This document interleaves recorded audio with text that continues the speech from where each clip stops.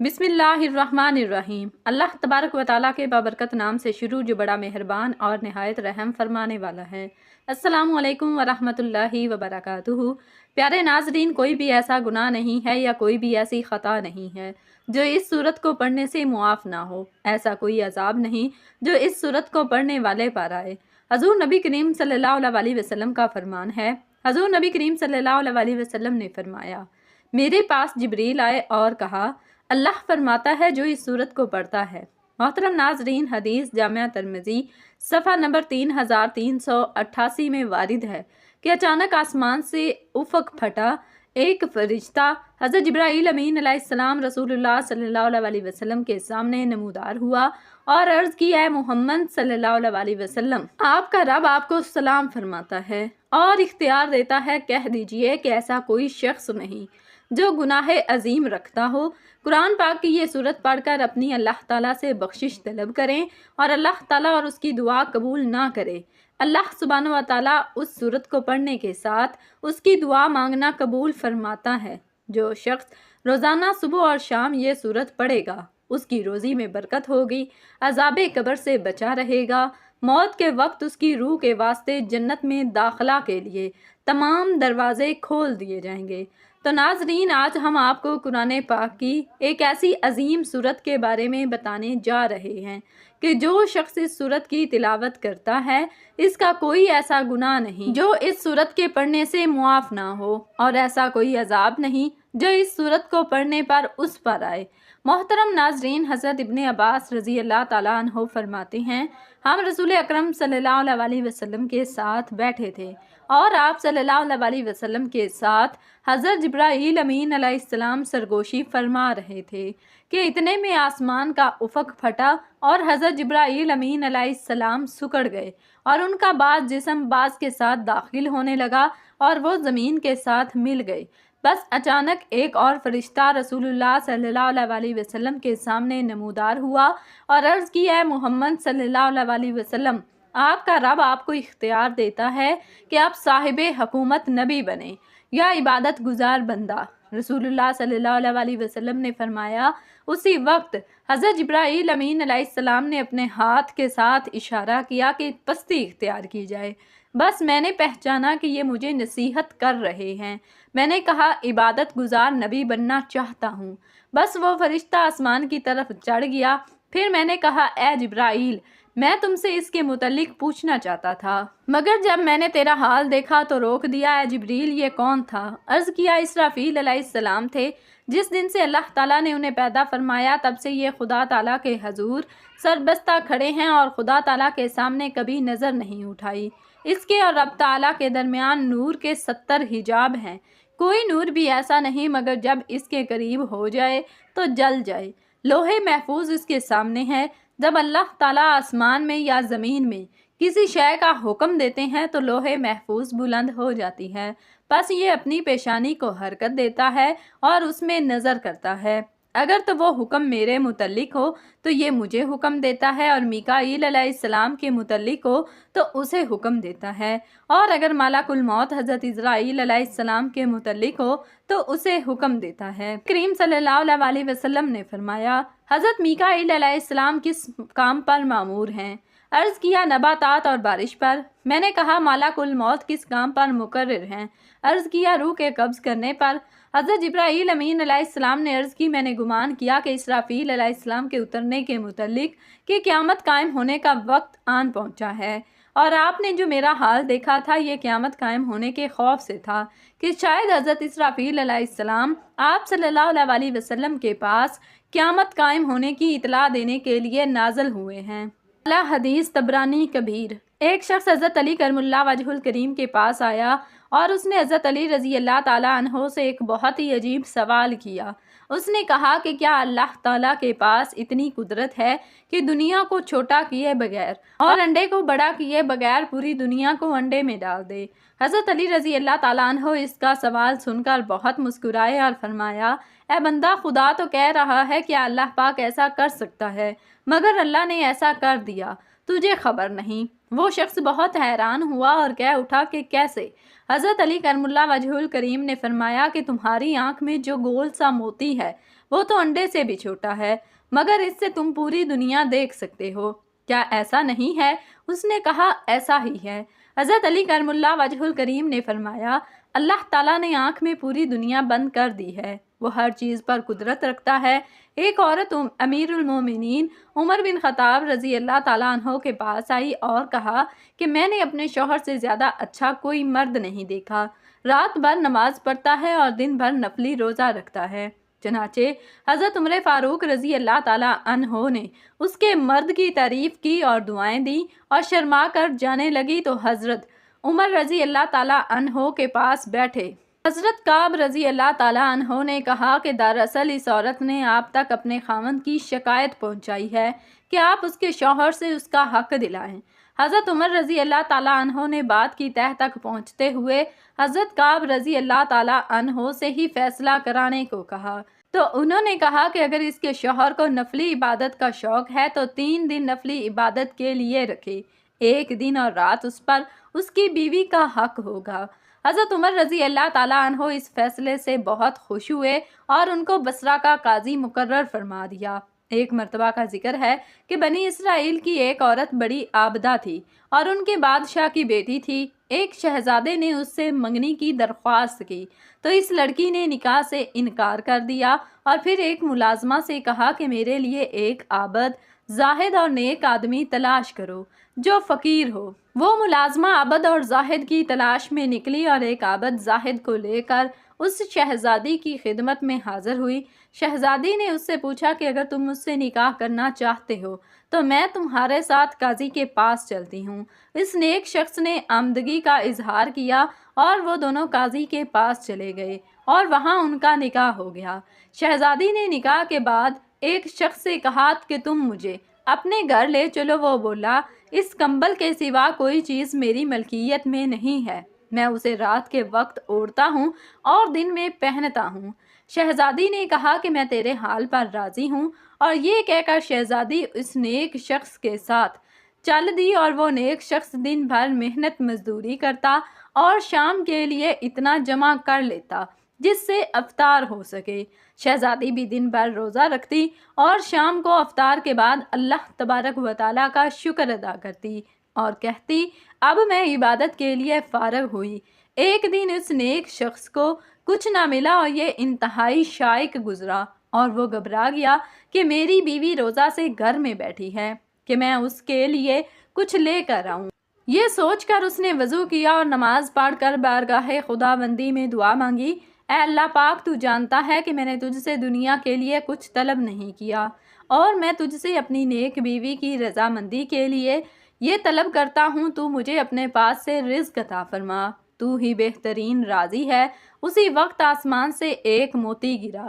وہ نیک شخص اس موتی کو لے کر اپنی بیوی کے پاس گیا اور جب اس کی بیوی نے وہ موتی دیکھا تو ڈر گئی اور کہنے لگی تم یہ موتی کہاں سے لائے ہو؟ اور ایسا بیش قیمتی موتی تو میں نے اپنے باپ کے پاس بھی نہیں دیکھا۔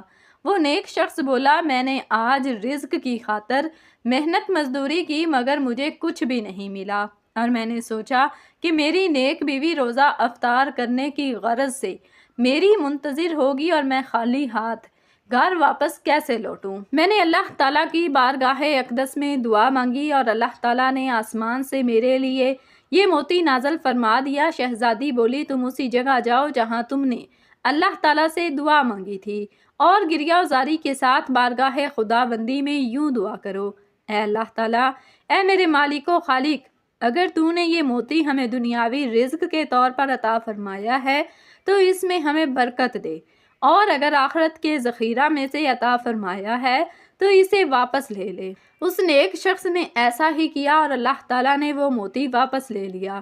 اس نے واپس آ کر تمام حقیقت شہزادی کو بتائی تو شہزادی نے اللہ تعالیٰ کا شکر ادا کیا اور کہا یا اللہ تو بڑا رحیم اور کریم ہے۔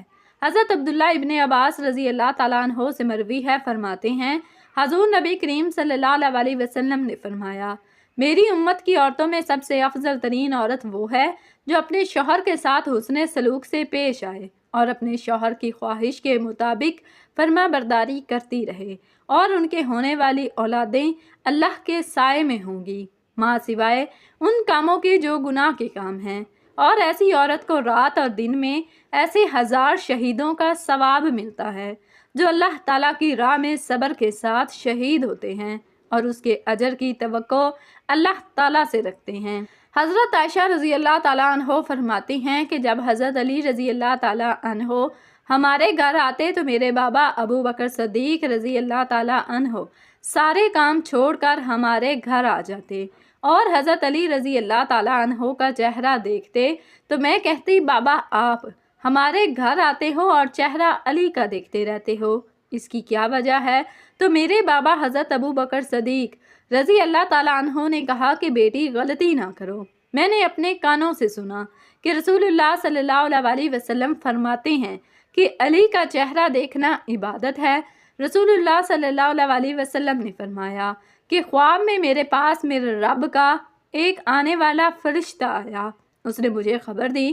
آپ صلی اللہ علیہ وسلم نے یہ فرمایا کہ اس نے مجھے خوشخبری دی کہ میری امت میں سے جو کوئی اس حال میں مرے کہ اللہ تعالیٰ کے ساتھ اس نے کوئی شریک نہ ٹھہرایا ہو تو وہ جنت میں جائے گا۔ اس پر میں نے پوچھا اگرچہ اس نے زنا کیا ہو، اگرچہ اس نے چوری کی ہو؟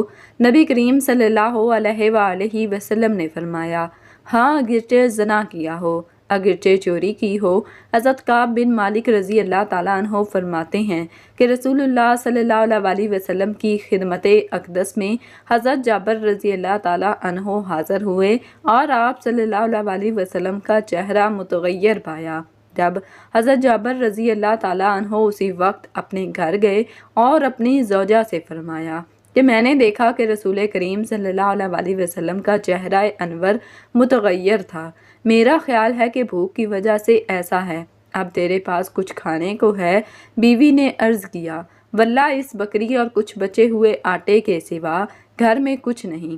حضرت جابر رضی اللہ تعالیٰ عنہ نے اسی وقت بکری کو ذبح کیا اور فرمایا کہ جلدی جلدی گوشت اور روٹیاں تیار کر دو۔ جب کھانا تیار ہو گیا تو ایک بڑے پیالے میں رکھ کر حضور اقدس صلی اللہ علیہ وسلم کی خدمت اقدس میں کھانا حاضر کیا۔ پس حضور نبی کریم صلی اللہ علیہ وسلم نے فرمایا اے جابر اپنی قوم کو جمع کرو۔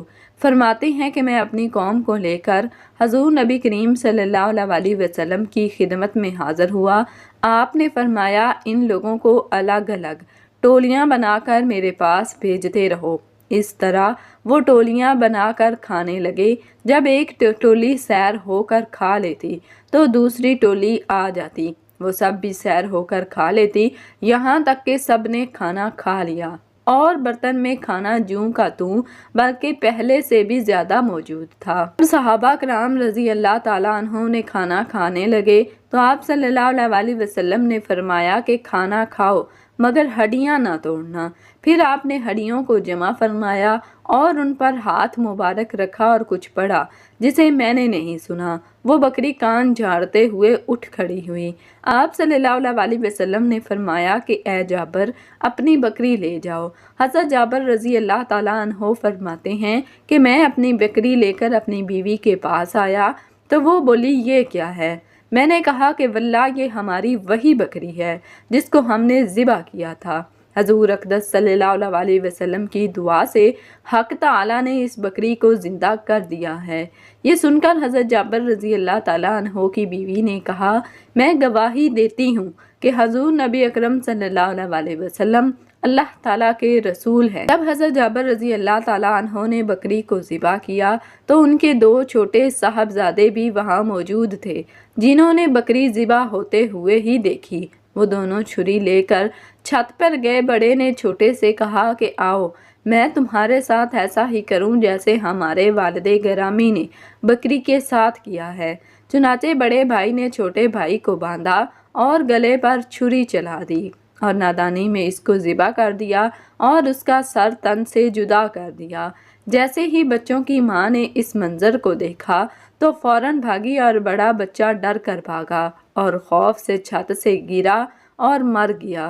حضرت جابر رضی اللہ تعالیٰ عنہ کی زوجہ نے دونوں بچوں کی لاشوں کو اٹھایا اور اندر لا کر رکھ دیا، اس خیال سے شور اور واویلا نہ کیا کہ کہیں اس سے نبی کریم صلی اللہ علیہ وسلم پریشان نہ ہوں اور یہ دعوت بے مزہ نہ ہو جائے۔ نہایت ہی صبر و استقلال کے ساتھ بچوں پر کپڑا ڈال دیا، اس بارے میں کسی کو بھی نہ بتلایا، حتیٰ کہ حضرت جابر رضی اللہ تعالیٰ عنہ کو بھی نہ بتلایا، اگرچہ دل صدمہ سے نڈھال اور خون کے آنسو رو رہا تھا، مگر اس کے باوجود چہرے پر کوئی پریشانی نہ تھی، بلکہ چہرے کی تازگی کو برقرار رکھا اور کھانا پکایا۔ جب رسالت مآب حضور اقدس صلی اللہ علیہ وسلم تشریف لائے، کھانا حاضر کیا گیا تو اس وقت حضرت جبرائیل امین علیہ السلام حاضر خدمت ہوئے اور عرض کیا، یا رسول اللہ صلی اللہ علیہ وسلم، حضرت جابر رضی اللہ تعالیٰ عنہ کو حکم دیں کہ وہ اپنے صاحبزادوں کو بلا لے تاکہ وہ بھی آپ صلی اللہ علیہ وسلم کے ہمراہ کھانا کھانے کا شرف حاصل کر لیں۔ آپ صلی اللہ علیہ وسلم نے فرمایا، اے جابر، اپنے فرزندوں کو فوراً بلا لاؤ۔ حضرت جابر رضی اللہ تعالیٰ عنہ فوراً باہر تشریف لائے اور اپنی زوجہ محترمہ کو فرمایا کہ بچوں کو بلا لاؤ تاکہ حضور اقدس صلی اللہ علیہ وسلم کے ساتھ کھانا کھائیں۔ انہوں نے عرض کیا کہ بچے موجود نہیں۔ حضرت جابر رضی اللہ تعالیٰ عنہ نے آ کر حضور نبی اکرم صلی اللہ علیہ وسلم کی خدمت اقدس میں عرض کیا، یا رسول اللہ صلی اللہ علیہ وسلم، بچے گھر میں موجود نہیں ہیں۔ اس پر نبی اکرم صلی اللہ علیہ وسلم نے فرمایا، اے جابر، اللہ تعالیٰ کا حکم ہے کہ جلدی بچوں کو بلا لاؤ۔ حضرت جابر رضی اللہ تعالیٰ عنہ دوبارہ اپنی زوجہ محترمہ کے پاس آئے اور فرمایا کہ اللہ تعالیٰ کا حکم ہے، اس لیے بچوں کو جہاں بھی ہیں جلدی بلا لاؤ۔ بچوں کی ماں جو پہلے ہی غم سے نڈھال تھی، آنسوؤں کے سمندر کو آنکھوں میں سمائے ہوئے صبر و استقلال اور حوصلے کے ساتھ حضور پرنور رحمت عالم صلی اللہ علیہ وسلم کی دعوت کر رہی تھی۔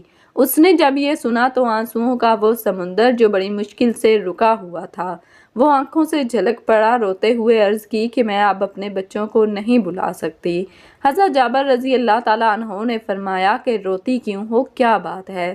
غموں سے نڈھال ماں حضرت جابر رضی اللہ تعالیٰ عنہ کو کمرے کے اندر لے گئی اور دونوں شہزادوں کی لاشوں سے چادر ہٹائی اور عرض کیا کہ یہ کب کے اس دنیا سے جا چکے ہیں۔ میں تو آپ صلی اللہ علیہ وسلم کے آرام کی خاطر بڑے حوصلے اور صبر سے یہ سب کچھ برداشت کر کے خدمت نبی اکرم صلی اللہ علیہ وسلم سے اپنی آخرت سنوار رہی تھی۔ جب حضرت جابر رضی اللہ تعالیٰ عنہ نے یہ منظر دیکھا تو ان کی آنکھوں سے آنسو جاری ہو گئے، کیونکہ اس سے پہلے آپ رضی اللہ تعالیٰ عنہ اس حال سے بے خبر تھے۔ دونوں شہزادوں کو اٹھایا اور حضور اقدس صلی اللہ علیہ وسلم کی خدمت بابرکت میں حاضر ہو کر سارا ماجرا عرض گزار کر دیا۔ جو ہی حضرت جابر رضی اللہ تعالیٰ عنہ نے دونوں صاحبزادوں کی لاشوں کو حضور اقدس صلی اللہ علیہ وسلم کی خدمت اقدس میں رکھا تو سارا گھر غم زدہ ہو گیا، اور ماں کی ممتا جو پہلے آداب حضور اقدس اور آرام احمد مجتبیٰ صلی اللہ علیہ وسلم کے لیے خاموش تھی، زاروں قطار رونے لگی۔ اللہ تعالیٰ نے حضرت جبرائیل امین علیہ السلام کو حکم دیا کہ جاؤ، میرے محبوب کبریا صلی اللہ علیہ وسلم کی خدمت میں حاضر ہو کر میرا پیغام دو کہ اے محبوب، آپ دعا فرمائیں، ان کو زندہ ہم کر دیں گے۔ چنانچہ حضور نبی محترم صلی اللہ علیہ وسلم نے اپنے دستے مبارک دعا کے لیے بلند کیے، ابھی ہاتھ واپس نہ آئے تھے کہ دونوں شہزادے زندہ ہو کر اٹھ کھڑے ہوئے۔ وہ گھر جو پہلے دونوں صاحبزادوں کی موت سے افسردہ اور غم زدہ تھا، اب خوشی سے پھولے نہ سما رہا تھا۔ حضور اقدس صلی اللہ علیہ وسلم نے دونوں شہزادوں کے ساتھ مل کر کھانا تناول فرمایا۔ سبحان اللہ۔ پیارے ناظرین، اب بات کرتے ہیں آج کے وظیفہ کے بارے میں۔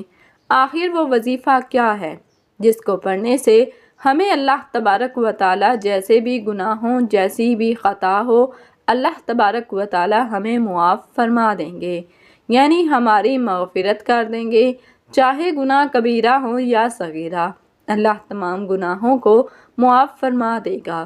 وقت کی نزاکت کو مد نظر رکھتے ہوئے آپ کو قرآن کی اس خوبصورت سورت کے بارے میں بتاتے ہیں کہ جس کے بارے میں حضور صلی اللہ علیہ وآلہ وسلم نے فرمایا کہ میرے پاس جبرائیل امین علیہ السلام آئے اور عرض کی کہ جو اس سورت کی تلاوت کرتا ہے اللہ تعالیٰ اس کو تمام گناہوں سے بخش دے گا، اس کی تمام دعاؤں کو قبول فرماتا ہے، اس پر کوئی عذاب نہیں آتا اور اس کی تمام دعائیں قبول کی جاتی ہیں، اور جو شخص صبح و شام اس سورت کی تلاوت کرتا ہے اس کی روزی میں برکت ہوگی، عذاب قبر سے بچا رہے گا، موت کے وقت اس کی روح کے واسطے جنت میں داخلے کے لیے تمام دروازے کھل جائیں گے۔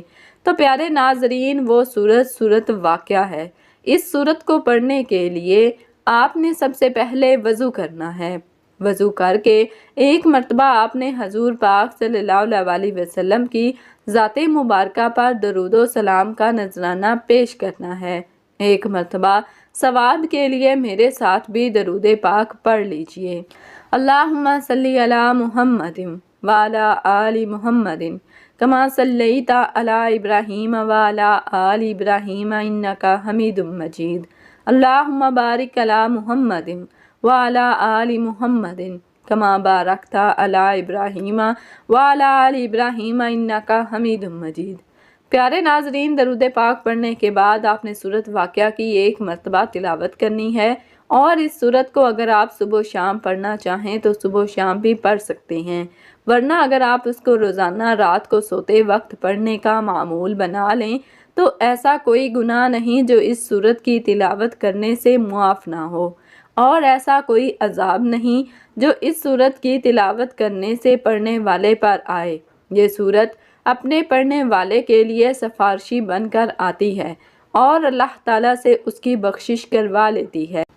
اس سورت کی تلاوت کرنے والے کے قبر کی منزلیں آسان کر دی جاتی ہیں، اور یہ سورت اپنے پڑھنے والے کو اللہ تعالیٰ کی بارگاہ میں بخشوانے کے لیے حاضر ہو جاتی ہے، حتیٰ کہ تلاوت کرنے والے کو بخشوا لیتی ہے۔